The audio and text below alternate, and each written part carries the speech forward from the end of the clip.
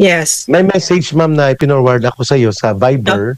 Yeah. At habang ngayon po ay nag-uusap tayo sa bigwas ng Agila, nagmamaktul at parang maghuhuramentado si Laila de Lima at si Risa Hontiveros dahil parang maibabasura pa ang chapsoy at pansit canton na impeachment complaint sa Senado. Panood Sabi nga. nila, niluluto daw ito dahil natatakot ang mga senador sa mga Duterte. Sabi ko, saan kayang humuhugot ito? Mangkuhanan kita ng opinion mo, din magbibigay ako ng pagtingin ko rin. Itong ambisyosa, wala namang masama mag-ambisyon.